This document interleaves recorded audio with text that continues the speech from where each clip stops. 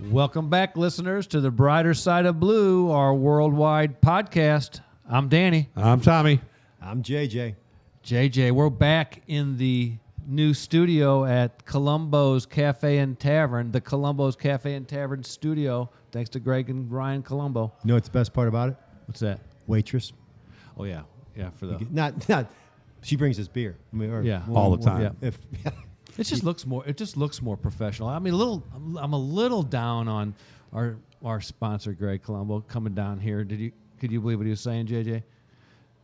The reason he's so interested in sponsoring us was because of producer John.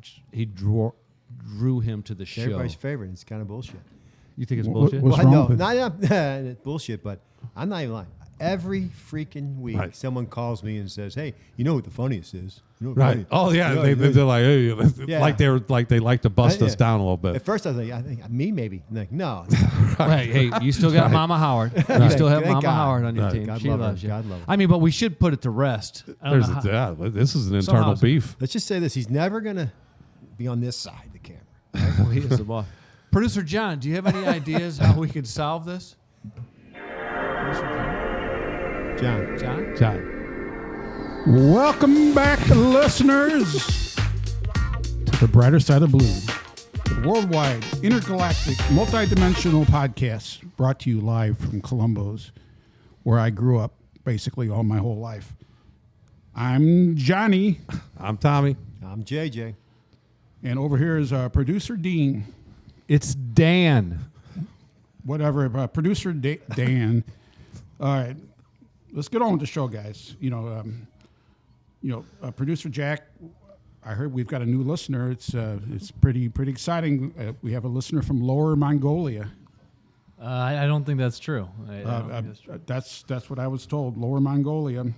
That's near the north. Yeah, he's right. That's near the North Pole, Tom.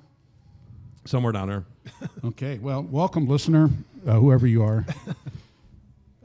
JJ, is there any famous people from Lower Mongolia that you know? I know none. Okay. Well, Huggy will be on it. We'll come up with somebody from Lower Huggy, look it up. Mongolia. JJ, any interesting zipper merge issues on the way in? Well, this morning I went down there. Hey, you're interrupting me, JJ. All right, just stay in your lane, JJ. You fucking asked me. No. Okay. Yeah, fucking JJ. All right. Moving on. Producer Dan, I bought some of your knee-high socks, and it has really improved my pickleball game. And I play so much better now, and they really moved me up a division to the 75-year-old division now. Just thanks to those socks. So They'll do it. Well, you can get them from your webpage. Well, I bought it off your webpage. Anyway, you look fantastic tonight. I've never seen you look so handsome. We're not putting you on our webpage, Dean. It's Dan. Oh, Dan. Dan. I got this, JJ. You got it, all right. Tommy, Yep. if you could go back in time for 1 hour and go to any cicada invasion, which one would you pick? The 17-year for sure. Is it? Are you asking me? Because there's like a couple broods. There's a red 13 broods. and a 17. Jesus Christ. And sometimes they're going to hit at the same time, and that is frightening stuff. You know how that goes. I'm hearing it's like 5 chainsaws in your backyard. At least, I think at least 10 times that. I'd rather talk about TCU. It's a great school. And this producer Jack's a good-looking guy. I can't believe we haven't found him a date yet.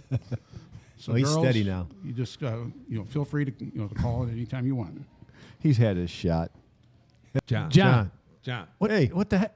John. What? All right. I'm here. You kind of zoned out on us, dude. We lost you there for a minute, bro. You guys are boring me. I'm with you on that, buddy. Welcome back. Thanks. Hey, Tommy, tell us a little bit about the painting. So, as you guys know, like we said, You want me to hold it up? producer You're blocking Should I hold it up? Producer John does. Our fans want more producer John, and producer John, tell them a little bit about what we're coming up with producer John on the street. We've been talking about doing some stuff outside the studio and to some things just have to be done remotely, and to take our listeners to places other than the studio and to see what's going on out in the world. So we decided to start a spot called Producer John Hits the Street, where I take my camera and just go out to different locations and interview people, and we'll all be involved at certain times. It's kind of free form. We do it. Honestly, I'm the guy who's got the most time to do this stuff, and producer Jack sold me a camera and showed me how to use it. So that's why I'm doing this. He screwed you. He told me that was a piece of crap camera. Hey, take He's it been out. trying to get rid of that thing on Craigslist for like 3 years. John, put that on our tab. Okay, yeah, it's on the tab. On the tab. But no, that's going to be great. And John, he just a little bit of background. He first went out to the Ron Clyer's house and did a thing on his memorabilia, and I'm sure that was fun. That was a lot of fun. It's an amazing collection, and Ron's a character, so that'll be one of the episodes. That's one I've already edited. Yesterday, I went out and with my friend Postal Dave, who helps me. I want to give him a shout out. He volunteers his time to help us out. Major Ron Martin from the North County Co-op got a hold of me and told me about an individual he befriended. He was a victim of a robbery where he got shot and paralyzed, and his buddy got shot and killed by these robbers. But the man, his name is Stephen James. He's still obviously paralyzed, but he's taken the incident and used it in a positive way because he's always been interested in art and painting. So he paints portraits of victims of homicides and presents the portrait to the family. And actually, yesterday when we interviewed him, but it just turned out that he had just finished a portrait, and we went with Steve and Ron Martin to present a portrait to a lady who lost her daughter 6 years ago. That's pretty powerful. That is good. And Danny, go ahead and put that thing up. And then when John went out there, he gave him a picture of all of us, and he came up with this painting for the Brighter Side of Blue, which is. Steve did that as What are we going to do with this painting? well. Might It's have to gonna, auction it off. I think you should go in my basement, my bar in the basement. Is that what you think? It'll be on set here. Incredible, somewhere. though. He did this for That's us. awesome. That is awesome, isn't it? well, here's the impressive part. I gave him the picture Monday, and he had it ready yesterday on Wednesday. So, Did you know he was going to do this? Well, yeah, He said he was gonna- he asked for us to send a picture, and it was a collage that we had online, and I just sent it to Steve, and he put that together. So Yeah, he did that. That's unbelievable. That's he some did that in talent such a right there, isn't it? You could tell he came down to the crunch at the very end. He rushed just a little bit on JJ, left out a bunch of wrinkles under the eye and stuff like that. He probably ran out. he says he's going to come back and finish it. Yeah, he can add those later. At least you kind of look like, I don't even want to say, that's like a horse. JJ, talking to your mic, brother. You look like a horse, dude. What? I The don't know picture. why He has to See? Arr. God. No, I mean, sorry. that hurt. You Actually, started. Woody, You I sent started. the picture of it to Woody. He said I look like Tony Orlando. You Come do. on now. I think it's around the money. It's pretty good. That's an incredible story. So I've you were seen it. there when he handed a painting to a mother of a Yes. child that was killed. Yes. So What was her reaction? I mean, Mother's Day is a couple days from now, yeah. and she was very, very emotional. She started crying immediately, but she was really, really happy with the painting. So Did she know it was coming? yeah, she knew we were coming, and we went to make sure it was all right for us to come and do video, and she was more than happy to do it. Very, very, very nice lady. So we're busy cutting that up now and editing it down, and we'll release it In 2 weeks, I believe. I think that May 25th.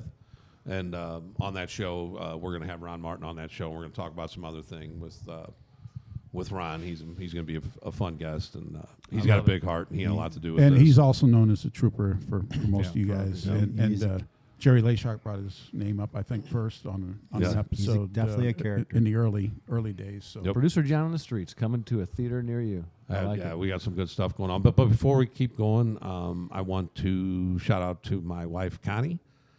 It is her birthday today, and Happy birthday. duty calls. Yeah. And You're here. So I had to Good come job. into this. You're safe. Okay, Right. you did it. All right. Yeah, you messed that up last week. Yeah, didn't you? don't forget that.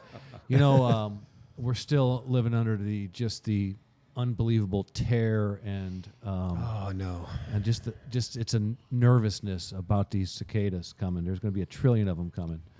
Now, I do have reports from Tommy, your daughter in where? Baldwin? Crestwood came out and there was a bunch of cicadas on her wheels. Do you have any, JJ? I cut my grass today. Yeah. And saw a couple dead ones by my air conditioner. Okay. And I need, Came out before it got 65. I guess. 64. Okay. Any sightings? I don't have, I have none. I don't have any. Okay. Well, there's 1 trillion of them coming, and John's a supporter of them because he says they add to the environment because literally every bird, squirrels, raccoons, everybody eats them. On Channel I think 4. you know what? I think you should make a recipe. There's a recipe we can eat.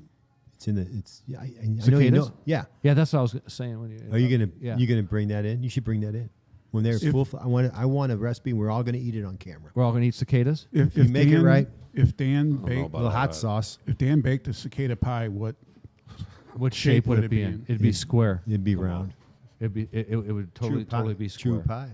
Yeah. But I think you should do that since we're bringing up these freaking cicadas. When I saw I that got, boy hey, I on got their one. sauce. I got one other question. Some ahead. people pronounce it cicadas. Some say cicadas.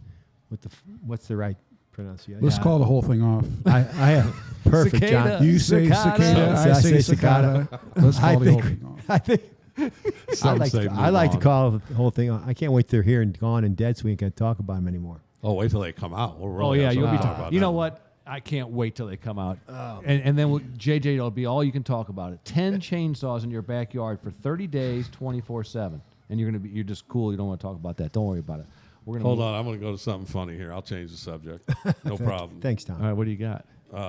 Mary Michelle, yeah, one of our favorite listeners. Oh, yeah. We've talked to Mary before, or about Mary Michelle before. But her and her friends have put together a Brighter Side of Blue drinking game, and they refer to it as the blackout side of blue. But it's a Blackout drinking side. game that here's the rules. You have to take a drink if Danny is wearing TCU merch. You have to take a drink for every producer John Zinger. That could get you drunk. Zing. Take a drink if Danny mentions the Blue Wave. Take a drink if Tommy says, "Come on now." Take a drink if Chief Spieth makes a guest appearance. Take a drink if JJ Zen makes us feel Zenish. Every time. Take Definitely. Take a drink if JJ's mic is off. and take a drink if a guest gets interrupted. And then she put in parentheses, please limit to one a day for obvious reasons. So there it is. We will be posting that for all those who want to partake in We the, think when we start asking people to come down to Colombo, she'll show up, or is she going to be the mystery woman? hopefully. No, we've got to meet her. We've Yeah, because gotta in meet her. June, now that you bring that up, in June on Mondays, we invite everybody down and have a happy hour with us, and we'll have different guests on, and we'll let you know who those guests are going to be. We encourage anticipation from the audience. You know, if you have questions of certain guests that you know that might be on in a case that interests you, definitely come down and just hang out with us. And we have a lot of fun before and after. You can see Danny's furious 5-minute preparation. It's something that I've never seen before. That's how you prepare for the show. He rolls in 5 minutes before It's we all shoot. right there. It's all right there. Writes down a bunch of stuff on a piece of paper and rattles off a podcast. It's Yeah, impressive. but experts can probably tell. They probably know the difference. Hey, as we speak, just want to take one moment. No, Danny, next time you prep, take off the cicadas. No way. It'll be huge and it'll be more relevant because they're going to be out. I'm telling you, Sorry, I brought a it trillion of them. up. 1 trillion of them. All right. I hope most of them go in your yard. Sorry to interrupt. Seriously, I hope out of the 1 trillion that are coming in the Midwest, 980 million of them are in your yard. That's what I hope for you, because you've earned that. Our first listener and JJ's biggest fan, Mama Howard. Remember I told you about that surgery, that valve surgery, Yes. where they said I consulted with the doctor. we're not expert. I mean, we haven't done this very much, and we need to Wow. get practice, and she said practice on me. She's in surgery right now as we speak, battling Mama Come on, Howard. Mama Howard. Yeah, she'll do Come it. on. She'll do fine. She's strong. Yes. So shout out to Mama Howard on that. So all right, so we've thrown a lot out at really quickly. So and then we lost John. I thought he was having a seizure, some sort of seizure over there He's earlier. zoned So out, man. he was totally zoned out. So It's I not think like him. I think we need to take a step back and kind of just chill and Absolutely. get into that This is a Zenish moment from JJ historic Zen. Zen. This is Ed Mesplay's last sponsored event. Done. This is his 10th one. I'm going to try to make this a historic one. It's one of my favorites. This is by Ed Mesplay, American Republic Insurance. He's expert, 25 years in Medicare and health care insurance. And his number is 636-240-8530. And Ed, I hope I do you proud on this one. And this actually came from my brother, Dick, and it's one of his favorites, and I really like it. Sometimes you find yourself in the middle of nowhere. And sometimes in the middle of nowhere, you find yourself. All right, you guys say it again. I'm a slow guy. Sometimes you find yourself in the middle of nowhere. And sometimes in the middle of nowhere, you find yourself. I love that. All right. I love it. Reflection, baby. Very Zenish. I was That thinking he was going, Drink sometimes up. you feel like a nut, sometimes you don't. Now you ruined it, producer John. That was very Zenish. It was till John took me out of my moment. Should I do it again? I like Just his back in a minute. Do it one more time. Sometimes you find yourself in the middle of nowhere, and sometimes in the middle of nowhere, you find yourself.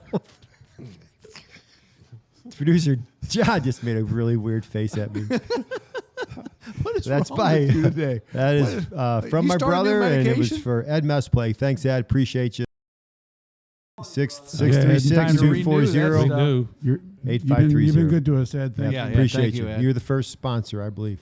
Yeah, Yes. I love that. I love that. And then we have a. Do we have anything from newsroom.com, John?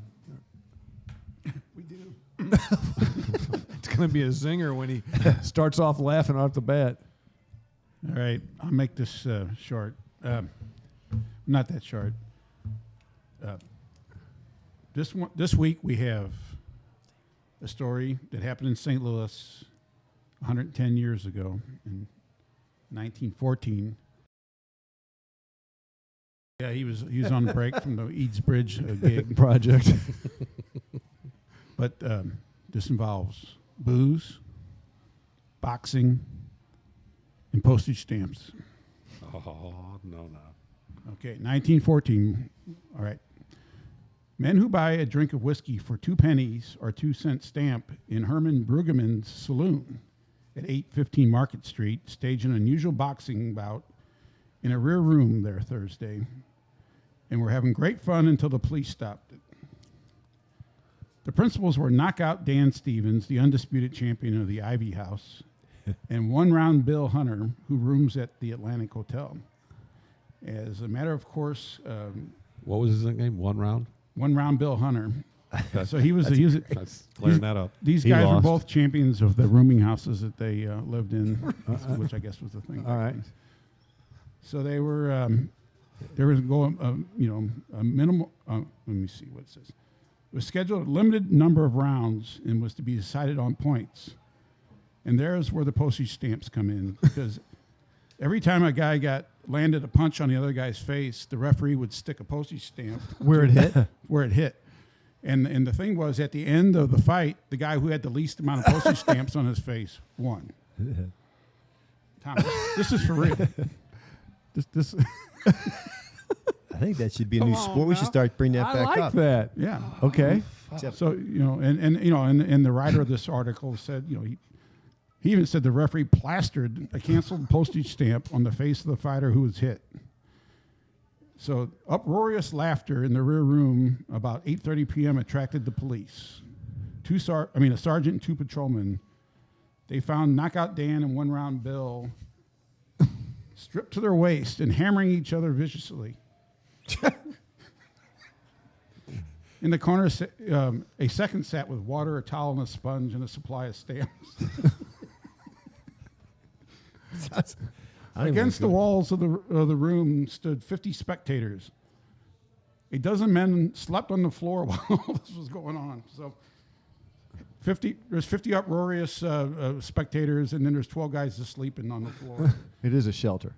Yeah, it is. So no, it's the 2 cent. The This hell of a place night. is called the 2 cent bar, Oh, okay, got you. or 2 cent saloon. So anyway, the crowd was dispersed without the satisfaction of knowing definitely which fighter was decorated with the greater number of stamps. So anyway, this Herman Brueggemann, there was no arrests made, but police wrote a report and sent it to the excise commissioner. So as a sideline to this, his license was revoked by the excise commissioner, but this case made it all the way to the Missouri Supreme Court, and then the Supreme Court decided not to rule on it, and then Herman ultimately lost his liquor license. Liquor license? Yep. So there's that's no more bullshit. 2 cent, whiskeys and beers. There's no more boxing and For stamps. and nobody was getting plastered with postage stamps anymore. Do you think that's where the word he was plastered? Now, do you think That might be could it. you throw a That combination? might be it. Because That might be if you threw a combination and you hit them like 3 times, they call timeout. Right. Oh yeah, because a lot of stamping to do. Or can you only hit people one time? Is it like you poke each other? No. But did you hear what me and JJ are onto? What? This is where the term plastered came from. Oh, he was plastered. Plastered stamps all over his face. I don't know why the police got involved to begin with. Let them have fun. They were because people were betting on it. Sounds like a ball. Yeah, I'd have bet on it. That is a good. that happened news. 110 years ago in St. Louis, Wow. Missouri. 1914. Yep. Booze, boxing, and postage stamps. All right. Thanks So for that, John. That's all I got. We want to talk about gambling. I'm not so down on the Missouri anymore because it's really easy just to go across my JB Bridge in Illinois and place Yeah. my bets. Did it this morning. Takes like 5 minutes. What if you live 5 minutes across? What about the guy that lives 30 minutes from the I don't bridge? care about them. I'm worried about myself. I'm with you.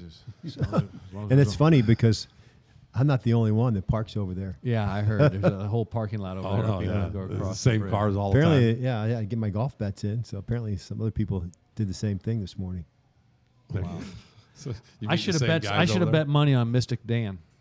You should have. Oh, that and then Kentucky Derby. Yeah, Mystic Dan I won missed the that thing. one too. Wow. And you didn't bet on that one? Well, no, I was. You didn't know about it.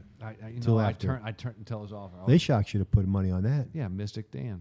Mystic Dan. Did you call Layshock to see if he bet on that? No, Because of you? no. See, if he didn't, He you probably should made money on chastise you. him. Didn't even tell you. He could have made money on me. He could have. What do we got coming up next, Tommy? Oh, we've got on today's show, got Eric Lanham. He's in and he talks about the Sergeant Mike King in U City. He was murdered on Halloween back in the early 2000s, and Eric helped out in the case and in a different way than just help out with the murder, and it's just kind of an interesting case. And he'll be the first interview, and then the second one, like father, like son. Oh, little Mikey Joyner. Yep. JJ's son. He's not so little. He's won some big awards, unlike JJ. Yes, and so and again, we like to talk about families every once in a while. We'll have more families on and spotlight different things because of the more information that we're going to be coming out with. And Producer John, do we have anything before we cut to Eric Lanham? No, we're good. Okay, you've done enough tonight. JJ? Nope. Just hope Mary Michelle's drunk. Yeah. Blue Well, Wave. you- we Blue started. Wave. Blue we, Wave. did, we did those interviews a week And back. some so zingers. Yeah. I bet you there's a couple coming in the interviews coming up. All right. All right, everybody, enjoy Detective Eric Lanham. Peace. All right, we're back. Our first guest, Tommy, from our new studio, the new digs at Columbo's Cafe and Tavern. Cafe? Yeah, Cafe and They Tavern. serve food. Yeah, they serve food. I didn't know they Anyway, our Just first. pounded down a pizza, dude. I just burnt my. They don't call it a I got cafe, cheese though. stuck- It's not a cafe. It's a bar. It's a sports bar. I just burnt my fingerprints. I agree off with on you. the pizza. I agree with you, but that's what it's on the sign. Oh, then you got to go with it. All right. My apologies. Detective Eric Lanham. Hey, you're the first guest here at our new studio. I don't know what strings you pulled, but you're currently assigned to the DEA task force, We were correct? desperate. That is correct. We were I'm very, desperate. very privileged to be here this evening. Well, thanks for coming out. let's just cut right to it. You rode with one of our hosts, Tommy Sawyer, back in the day. We did. We spent a couple of years together. Just right away, just tell us the story that sticks out. Come on, man. That he aggravated you, or what did he do? I would say it's more than me and Tommy aggravating other people than him aggravating me. Yes. I would say one of the best ones that we went with was Tom and I were two of the older individuals and more experienced in the group, and we were asked by our supervisor not to intervene in an operation that was happening that day, and some things were going down, and we were watching some narcotics move from point A to point B, and we kept saying it needs to be taken down, needs to be taken down. We kept being told to be quiet, shut up, which we have a hard time doing, and it would get to a certain point, Yep. and it ended up in a house in South St. Louis, and we were kind of stuck because now we didn't have probable cause to get into the house. We knew the drugs were in the house. What kind of drugs are we talking about? We were Weed? talking multiple kilos of cocaine. Okay, coke. So it was a good hit at that time if we would have hit it. So as we set up on the surveillance, things were getting a little silly and nonsense from a boss who we really both truly love and a very close friend of ours. But I'll let Tommy. Tommy, You know what he's talking about, Tommy? Is he being Oh, sarcastic with the boss? No, it was Joe Cronin. Oh, And he as was. you, as He you was guys being know, we sarcastic. love Joe. Tell us the history of this So- Joe Cronin story. So the idea was to try to get this guy out of the house and then talk to him, and I believe we had, and I want to say, Eric, that we knew that dope was in the house and they got a warrant, but we truly believed that we could make this guy an informant because his record was so bad. So we wanted to do it on the slide where there's not a bunch of police cars in there, and if you do a hard warrant, and a hard warrant means you're going to go kick the door in. So if you're going to go do that, you need SWAT, and you need trained people, which is completely understandable, and we were down with that. But another trick is this guy, and his name was Tracy. He lived by himself, so if we can get him out of the house, we all were in undercover cars. So, you can kind of Nobody slide would in. know, and People know, but it's not as much as doors flying down, all that stuff. What do you So- do, Jay? Percussion grenades and all this? Sure. Right. Okay. The neighbors don't come out and look and see what's up. Exactly. Yep. Okay. So Gotcha. the idea was, and Billy Keeney came up with the idea. And Billy was old; he was more experienced than me and Eric. He's been around for a while. He used to be in the city back in the '80s, and now he's a DEA agent. And they came up with the idea to do a fake accident with the suspect's car in front of his house. Yep. Like pull a car up and act like you've been in an accident. And this particular maneuver has not worked since the 1980s. Starsky and Hutch. Yeah, so me and Eric were like, hey, man, we're like, hey, that's just not going to work. Well, and not to mention the neighborhood we were in. Oh, yeah. Okay, it was less than desirable, and could they you- wanted to send a Joe Cronin, who was a white male, and another agent who was a white female, Both in shape, good looking, with Oh, a that's with a debatable. Corvette with a Corvette, yep. in an area that these two people in a Corvette would never be in. Right. So Yeah, I'm Just- sorry, it Tommy, would be go ahead. odd. No, yeah, it is a little odd. So we're just like, hey, man, this ain't going to work. We're kind of even giggling at this point, trying to throw some shade at it. But they went ahead and did it, and the guy doesn't, of course, he's not falling for this one. They're knocking and knocking and knocking. And I think Eric. Who's knocking? Cronin's up there. Cronin Hey, and, I hit and- your and car. Kathy Nacito. They're up there knocking and knocking. This thing ain't coming out. And then when they pull off, and we're all on the same radio channels. And I they pull off, and I said, "Hey, does anybody have his phone number?" And somebody goes, "Yeah, I got it." I go, "Hey, call inside and ask him if his refrigerator's running. And if he says yes, tell him to go catch it, and we'll grab him when he comes out the door." and that He brings kindergarten into this. oh, yeah. Oh, no doubt. That sent Cronin up. I mean, he got mad. He was mad, Well, he was mad because his little plan didn't work. and that we were making fun of him. Yeah. But he wasn't in the mood for it. How'd this end? That's it. Oh no, Did oh no, you get- Tommy. I have one little spit to it. So Cronin says everybody back to the meeting point. So we go to the meeting point, which is Schnucks. We're on the parking lot of Schnucks, and he is getting into Tommy and I. He's screaming, yelling, that Irish blood's flowing. And as we're getting yelled at, here comes one of the members of the team, comes walking out of Schnucks with a full basket of groceries. They went in there shopping. They were shopping the whole time the They operation didn't was even going. know we were reconvening to Oh call my the operation. God. off. Did they think they were firemen? Uh-oh. There we go. Jack. So needless to say, that sent There Joe we into another tyrant. Oh my But God. that ended up being a fantastic case. If you were ending how that case ended, it was unbelievable. Tons of money. That was the Bunch of dope. Henderson settles. That was Millions that of dollars in Millions of cash. dollars. It was a pretty good case. So you can even, like I said, you can even make a mistake here and there and still Get be lucky. successful. Yeah. Exactly. Yeah. But one of the reasons, and Eric is just like Danny said, he's from Bridgeton. Been there for 31 years, Eric. Yes. 31 years. He went down to the task force, and one of the things Eric's really, really good at was working with other jurisdictions throughout the area all the time. So, and Eric had a great reputation, and when things would go down, and when bad things would happen, or they needed some help federally, they would call Eric, guys like Eric, or because of their reputation. And those small munis, they all kind of knew each other because a lot of times they do stuff together when it's not DEA related prior to that.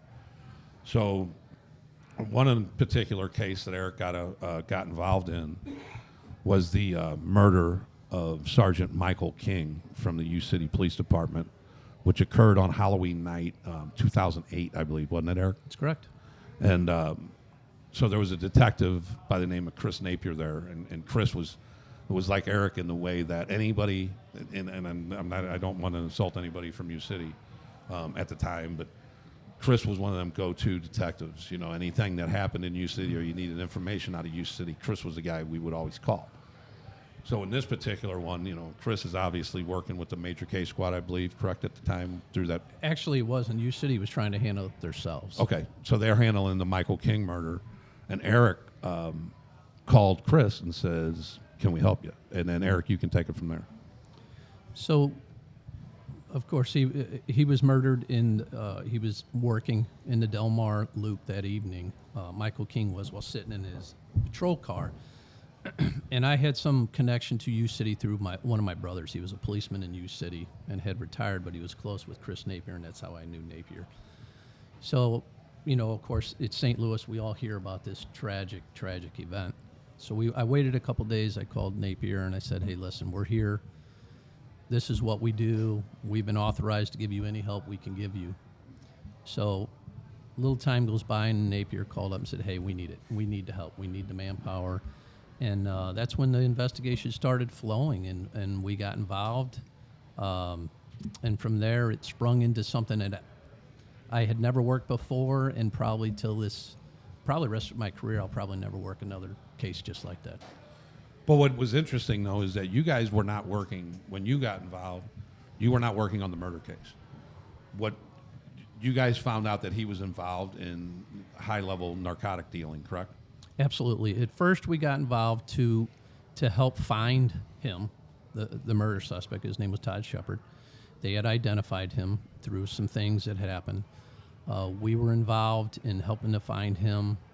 We were able to, through the investigation, find his phone number, actually ping his phone, find his phone, which led us to numerous interviews. And at this point in time, he still wasn't in custody. So we were just kind of an assisting at this point in time. But when we got involved in the phone and the information, we were able to locate numerous people. Like I said, we did interview after interview, and we were able to determine that there was actually a conspiracy going on with narcotics from the Los Angeles, California area into St. Louis. Which would not part of the murder, but kind of part of the murder. Tell us about the kind of group this was that through your interviews, and like you said, through the interviews was people that he would contact on a regular basis. And then you traced these guys down, you interviewed them, and they were going back and forth to California with heavy or with large shipments of cocaine, correct? That is correct. He found a group of people that were associated with one another, one way or another, and he convinced them to be a part of what he had going on, and these people would travel basically with the money back out to L.A. They would get the narcotics. They would stay out there, get their narcotics, and then they would come back to St. Louis and it'd be distributed from there. So he actually worked up a network. And his partner, his main partner, other than the people that I'm talking about, like the runners, was a guy by the name of Everett Simmons. And we were determined that this was all part and parcel to this conspiracy. Right. And then, but what was interesting about that when you started interviewing these people was they would convene on a night, weekly, bi-weekly, whatever it was, and they would have meetings. What kind of meetings were they having? So Shepard had a lot of ideas that we found out through some readings that he would do, and it would be the Bible, and it would be Marx, and it would be Louis Farrakhan, and him and the Quran, and several of these people. They would sit down and they would kind of put it together and analyze this against that and this, and come up with these ideas of how life really should be and what's right and what's wrong. And they came up with their own beliefs, religious beliefs, and how they would go about business.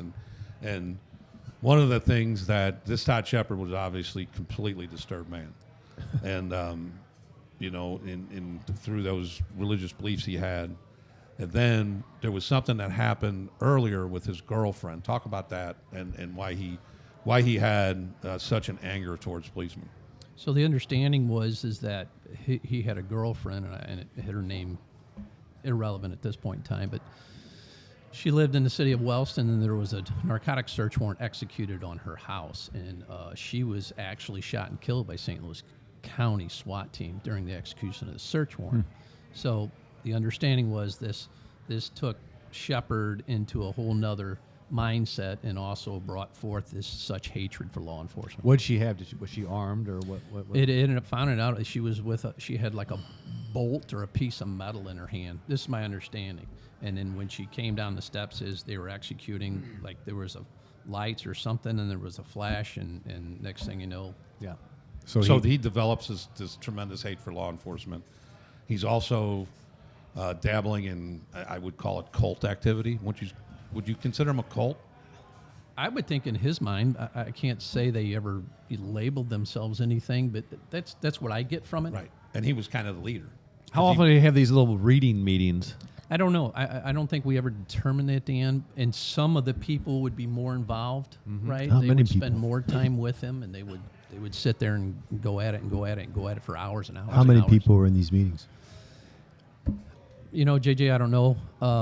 Sometimes there, and another thing that's going on, they're all sitting around getting high. So, Hey. Tom can relate. they were sitting here doing what they were doing, and they would say the Bible says this, and The Quran. the and- Quran says Right. this, and So the Korans tell them to sell drugs too? and shoot Yeah. policemen. Wow. Well, and then one of the things that came out in court, and this is just from my preparation for this, is that the weapon used in the incident that he used, he called it net, and his girlfriend was named Annette. So this guy was The murder weapon was called net. He called it net. Yeah. So tell us, I'm ahead of ourselves, but tell us, how did he come to this police officer? Are we going to get there? I'm just curious on So and how he there's came across and there's a little, and Eric, talk about like what happened a couple years ago, and it was between the girlfriend getting shot and this incident happened, and explain that thing at the store. So, and I don't know what part of time of this came in the investigation. It really had nothing to do with, the prosecution of Todd Shepard, but Michael King was with U City Police Department for a very long time, and he worked secondary at a grocery store somewhere in U City. I don't remember exactly where. And what we were told was that after this death of Todd Shepard's girlfriend, that at one point in time he had gone to this grocery store and he sees a policeman in full uniform standing there, I guess maybe working secondary or something. And as he enters in, he sees him and he sees his name tag, and it sends him off in anger, and he goes home and he's going to get his gun because he's going to go back and kill this policeman.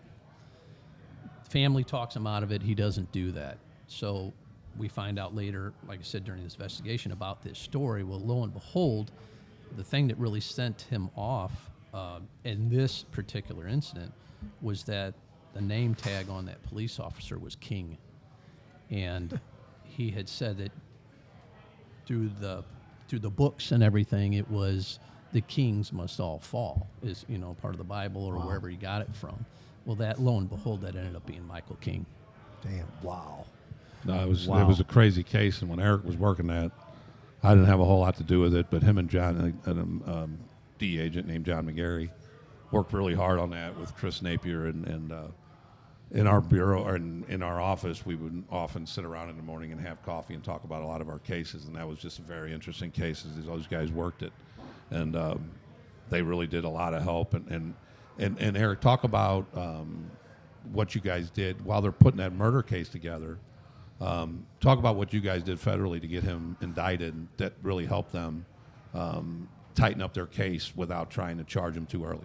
Yeah, so in all these interviews, like I said, we figured out about this narcotic ring moving from Los Angeles to St. Louis, and we're talking kilograms of cocaine. And slow, but we're building up people that want to cooperate with us. So we're doing these interviews, one interview after the other, and now we're wrapping up 4 or 5 people that are going to talk about this conspiracy about Todd Shepard and Everett Simmons moving narcotics from Los Angeles to St. Louis.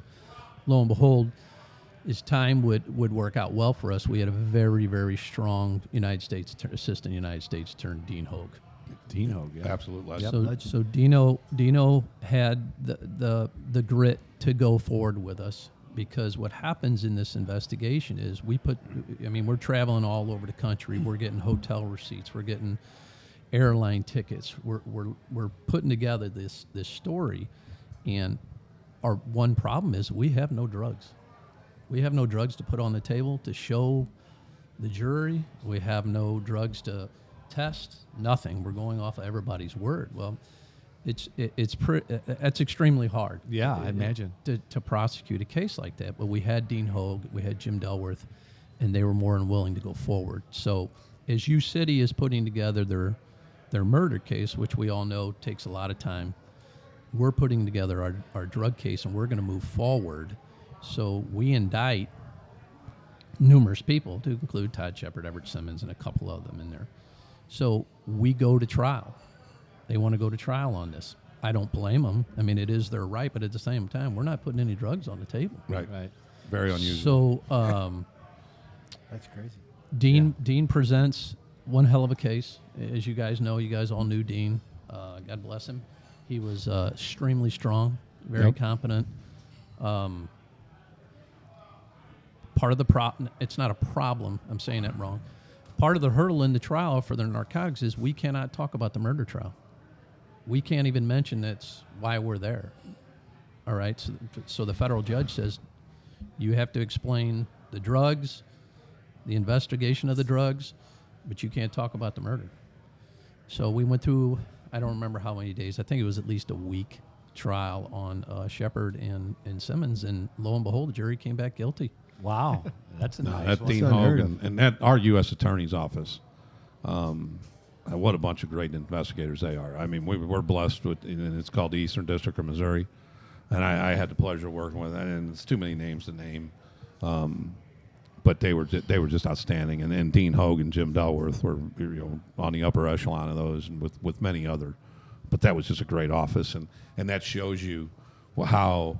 And I really like this story because it shows you how Bridgeton's involved with U City, that's involved with task force, and these task force officers and like we talked about in the opening with the federal marshals, that's kind of like what we did with DEA.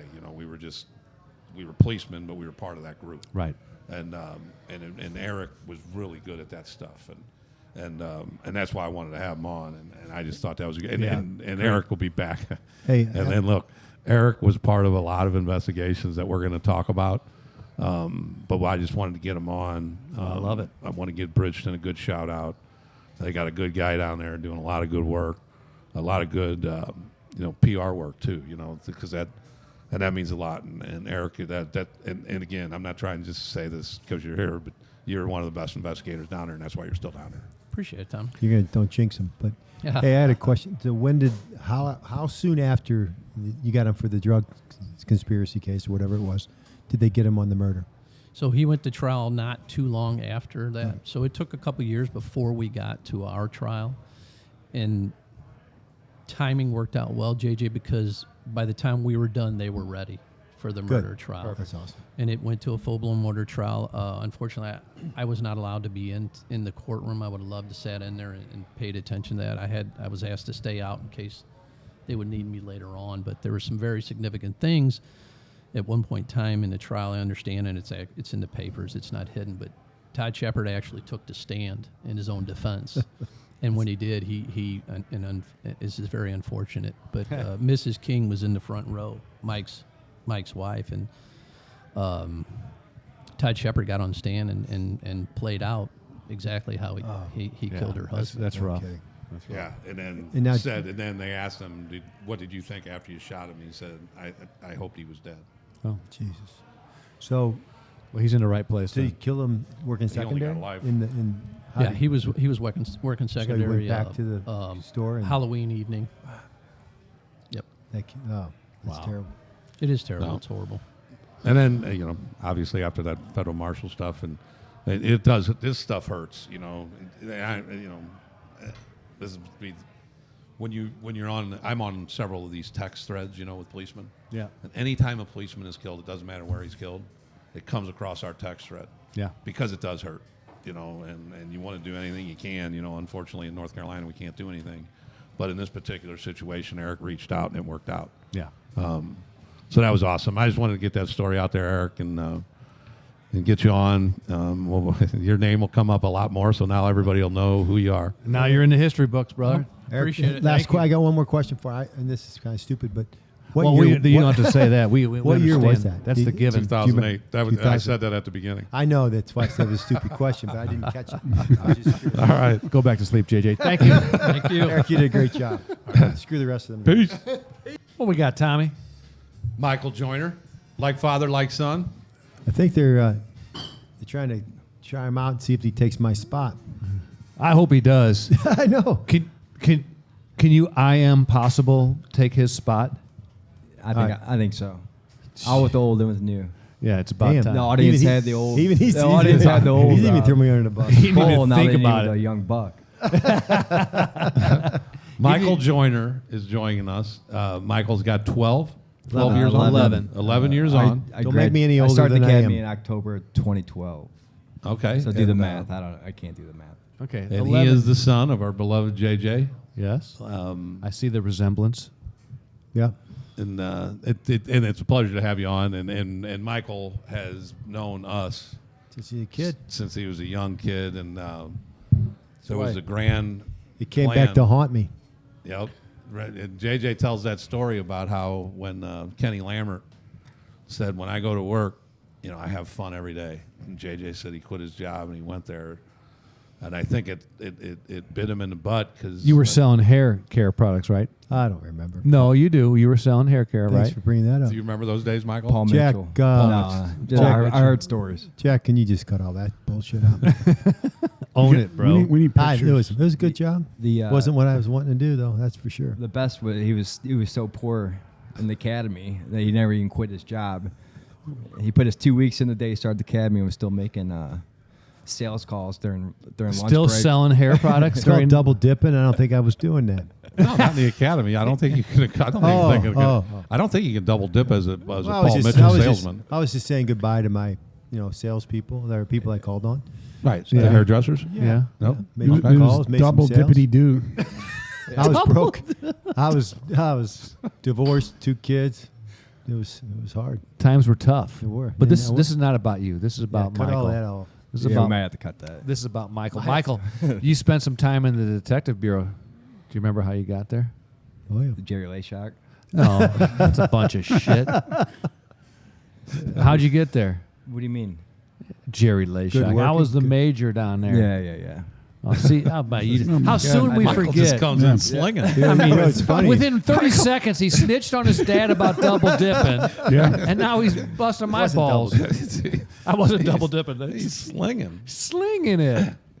Well, you Go- did. You should thank Danny. He hooked you up. You're a good man. Thank you. Yeah. That's all I want. I was just trying to fish that out of a brother. You got know? you from the 7th district down to the 1st, where his career That was a good move. That was took off. To the detective bureau. Yeah, very, But very there good. is, he did. Well, hold on. I want to get into. JJ never got more heat as being a parent. Is when he came to work. Hey, wait. Hold on. Why are we doing my parenting skills? This has nothing to do with him. No, but it's funny. No, Every it's once in a amazing while- that he turned out so well. Right, So exactly, against all odds. Against all odds. So So go ahead. We're trumping it. You're telling the story. So JJ's, you know how it is when you're a father and you got the young kids running around and you're looking for something to do. And JJ thought it would be a good idea to take him to the. And Michael was 10 at the time, I believe. Daughter Lauren was 12, and they had their younger sister with them. That was Well, sisters. Sisters. Let me just say this: they were his half sisters. I got divorced. My ex-wife married, had 2 kids, and this is what the good guy that I was. I was watching all 4 of them for some reason. Brady Bunch. Didn't know what to do with them, so I took them to the movie theater. And what did you guys go see, Michael? Super Troopers. Right on. I had no idea. I thought it sounded like a kid movie. My first pair of boobs I ever saw. Outstanding. Good job, JJ. The crazy thing is, we stayed to the whole movie. At no point did he decide we should probably walk out. Well, his little sister Jordan was little, and she was sitting on my lap, and she fell asleep. And I was like, hey. And it was the funniest part about it is Lauren was totally uninterested. It wasn't her thing, so she was bored, kind of falling asleep. Michael was, 10 maybe, and he laughed at every joke that was funny. Not sure he understood the joke, but he knew it was funny because it was a curse word or whatever. So yeah, it was bad. I never even told his mom that I took him there. Super Troopers. Super Troopers. No, Well, she he's knows turned now. out great. And a great policeman. That's why I wanted to become a cop. From the Super Troopers. Good thing you didn't go see The Godfather. You wouldn't be a policeman right now. There he is, another zinger. Yeah, that was all John Frank with his one-liners. The one line. All right, so then we can just go beyond that. Okay, go ahead. But the other No, thing is that, and Michael, what I wanted to ask you is, along the way, you went to Mizzou. MIC. What's that? MIZ. ZOU. ZOU, baby. And then, but this was not in the cards the whole time. You talked to your dad. Wasn't or I my talked cards. to your dad, exactly. And you would say, he's going into law school. He's doing this. And then Michael's extremely smart. Was Thanks, always son, smart. for me. Yeah, that's what it was. And then, Apples don't fall far. right. Thanks, son. But what was it that when you decided, well, how I'm going to give this police thing a try? I was at Mizzou, and I was done with school. Didn't want to go to school anymore. And I Well, to be heard- honest, well, he knew that he had a. What's happening? He threw it back. Well, he threw it back at me. I don't know when he made his decision, but it was supposed to go. He was done with school. Obviously, he just said that, but he was going to take. I was still in school, but I was like, I was didn't going wanna to take be the there. LSAT, Right. and I didn't want to go to 3 more years of schooling. Yeah. And and then I always heard about my dad, how much he likes his job. Bit me in the ass. So I decided I wanted to be a police officer. yeah, it wasn't my idea. So we go after his senior year. He's supposed to be taking his LSAT. No, I mean I was still in Junior. school. I was still in college. Right. When I- Right. Right. yeah. But you weren't finished. You were in your senior year. Yes. And when you came home for a spring break or whatever it was, something. He came home. I think it was summer from junior year to senior year. So I applied when I was a senior. I was still at Mizzou. I applied for the police department. Oh, okay. But anyway, we go to lunch, and he's in town, so we go to lunch, and so we're sitting there having lunch at Blarney Stone, which is a bar down the street from us, and he's gotten some nervousness to him, dude. Like he wants to tell me something. I'm thinking, please tell me your girlfriend is not pregnant. But no. But anyway, he says, I'm not going to. I go, when are you taking the LSAT? Because I'm not going to take it. I said, if you're not going to take what the hell are you going to do with the political science? What are you going to do with that? He goes, well, you always said you enjoyed going to work every day. I think I want to be a policeman. And I honestly, God, I put my head and I just pounded my head on the table. I go, That's what happened. You got to be shitting me. Dude. So that's how he became. Then I said, We're trying to use this as a recruiting tool. Yes. oh yeah, cut Yeah, all that this whole shit show. out. He I put was- his head down on the table and was like, "What the fuck?" I thought I even had him set up with the U.S. attorney with Internship? internship and He already stuff. had internships ready to go. Yeah, I was way ahead of the game on that, man, way ahead of the game. Me and said, yeah, let me know when he's in law school. I'll take care of him in the summer. I go, oh, that's great. And then he throws this curveball to me. He never mentioned it ever that he wanted to be a policeman. But my story about how I look forward to going to work every day, and it bit me in the ass. But What about my stories over the years? What about my stories over the years? Did they ever encourage you to be a policeman? Yeah, that swayed me a little bit. But you know what though and we all have the same thing, and he listened to all our stories, and and he quietly sat there, and we probably told stupid stories, but the camaraderie that you get as a policeman is second to none. And we were all young policemen. We would look forward to going to work. And then how many jobs out there, seriously, are out there that you go to work with your buddies? I mean, you become, as a policeman, like no other job, you became good buddies, all like-minded, all like to play softball or whatever it is. And every day you go to work and you're hanging out with your buddies and doing police work. There's not a more fun job out there. Did you find that too, Michael? Yeah. Did you find that was one of the things that you enjoyed? Yeah. I mean, yeah, just seeing, growing up first and seeing him. I mean, he hung out with everyone from work and looked like a good old time. I think this is a good time to mention that we're here in our first shooting in the Columbo's Cafe and Tavern studio, and talking about the police family. It never leaves you, and you saw it, the camaraderie. Upstairs at Columbo's, as we are taping this show, is the monthly meeting of the Romeos, real old men eating out. Right. They're all retired policemen. Every one of them's a retired policeman. There's some old suckers, right? Yeah, Matt Rodden's in the house in the But studio I watching. have But they're all up there, and they never miss a month. And there's First like Thursday 30 of of the them up month. there. First Thursday of the month, they're upstairs. Well, I got a good Columbo story that includes him. So he's in town. I was just taking I my cut thought. you. It just I was- kinda cut me. I'm making a strong point. I think about it's the, over. The Then. I camaraderie. think you already made liked it. I was still Point's marinating over. on I'm it. I sorry. still want to marinate on it. I'm sorry. No. Let me know when you're done. Let's sit here and think about that. Go ahead, JJ. Well, he's wanting to go in the police academy. He's putting in the process. So he wants to do a ride along. So I thought it'd be a good idea. So when I was in a rapid deployment unit, it was a mock of the mobile unit. So I'm not that crazy about him doing a ride along with us, but so I put him in. Well, Michael Biggs is one of the officers, and I don't remember who else. So he was in the back seat. Do you remember? I know it was Biggs and. There's some dispute about this. Big says it was Tessero, but I'm pretty sure it was Kyle Chandler. But it doesn't matter. Yeah. So I give It him was definitely Mike Biggs. Yes, and I give them strict instructions. I say, Biggs, listen, just drive around, just don't do anything stupid, no pursuit. Just just show them what the city looks like, inner city looks like, and just show them. He'll be fine. Nothing stupid, no pursuits, nothing. So we're working, and all of a sudden I hear Biggs on the radio going down Highway 70. I go, damn, that sounds like a pursuit, because the way they hear they're talking, they're chasing somebody. I'm like, I get on there and like, no, we're good, and they end up canceling. We're trying to stop a car, and so they let it go. So the night's over.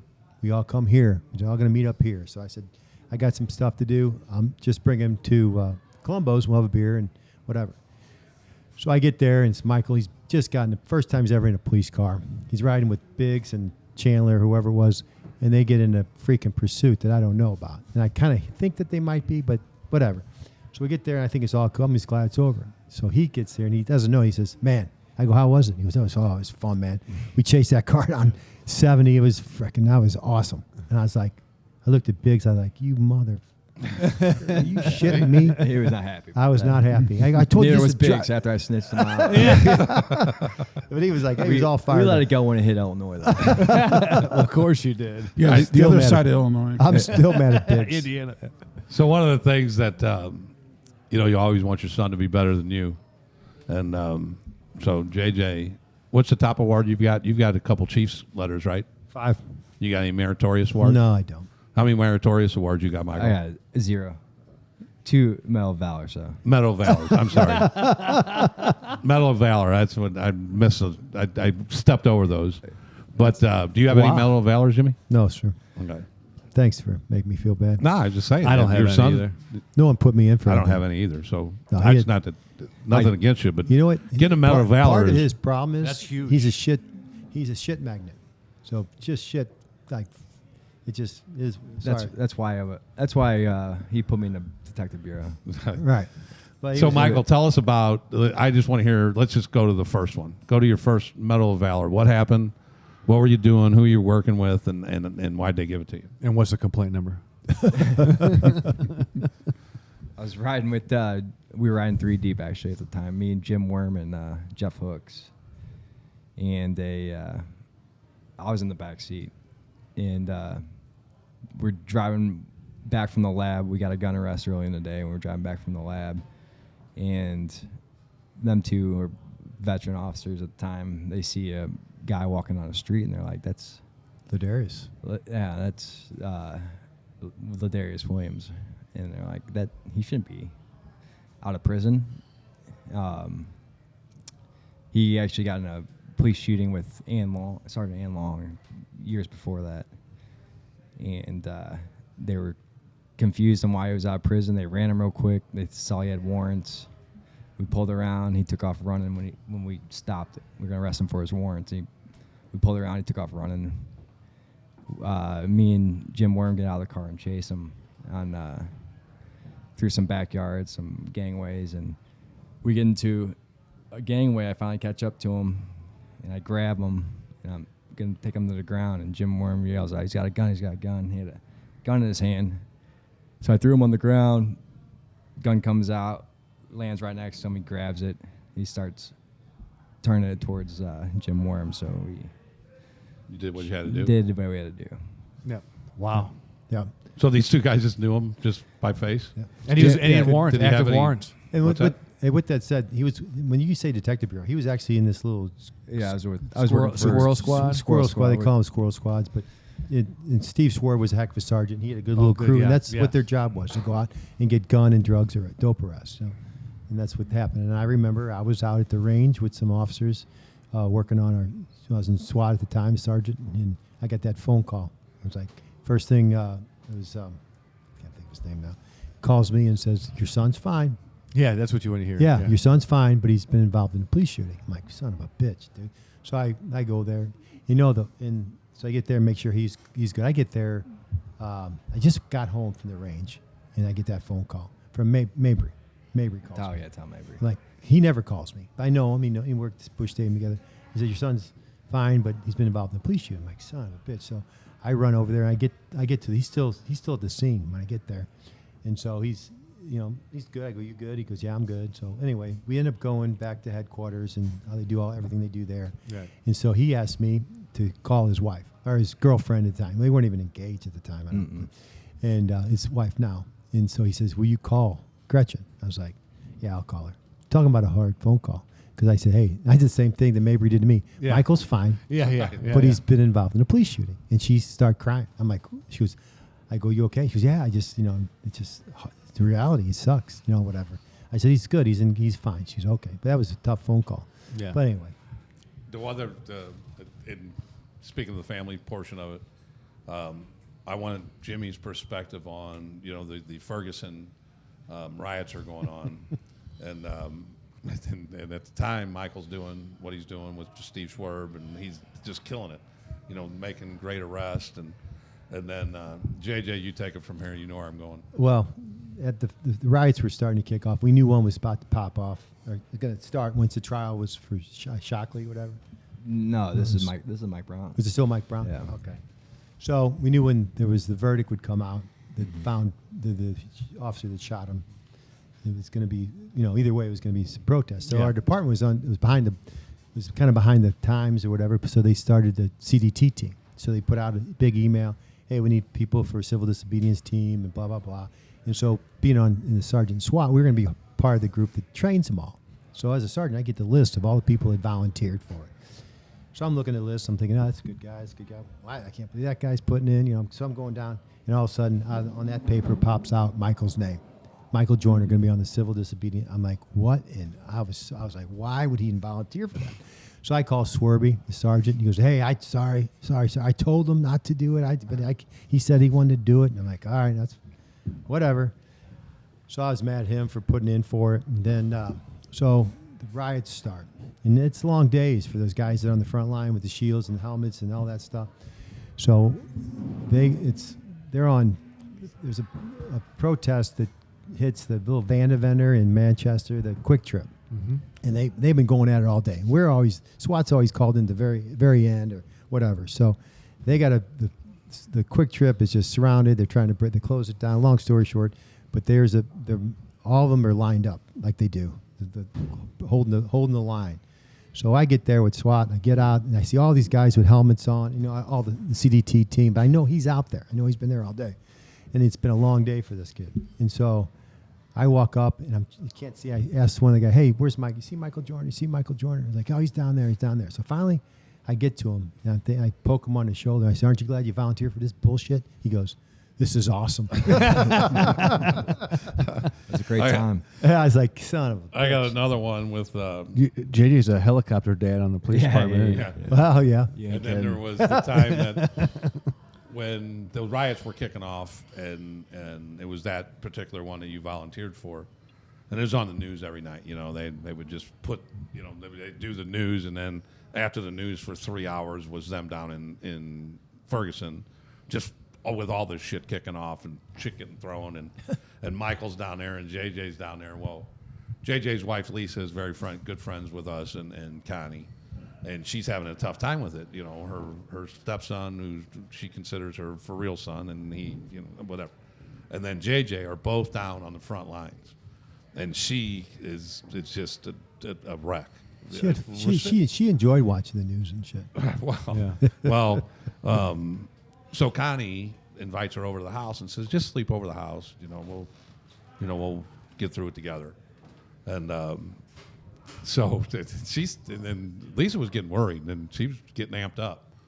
And as it was going on, I told my wife, I said, hey, just keep giving her wine and drinks, and she'll just pass out. Well, Lisa can go, man. Lisa can flat go. There was that was not a good plan. How many bottles was drinking that night? Her and my wife my wife came in. I think my wife passed out, and I think that the news just went off, and poor Lisa was just out in the back sunroom by herself after she outdrank Connie. It's not like the old days growing up when the TV station would just go off the air and it would all be those ants on the TV snow. screen. It goes 24/7. Now Jack Milliken knows exactly He has nothing no what we're idea. talking about. He has no idea what you're talking about. I don't even know what you're talking about. I know. I've heard stories. It just cut off at 10 o'clock. Yeah, at 10:30 or whatever, Midnight. 11. It was always midnight. They played the midnight. national anthem. Exactly. They'd play the national anthem, and the TV would just go blank. It'd be we call them the ant races. Simpler Now times. you can chime on simple in. times. Find anything out. 24/7 talking bad about law enforcement. So, Michael, any regrets? No regrets.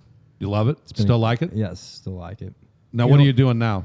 I'm in the 4th District Detective Bureau.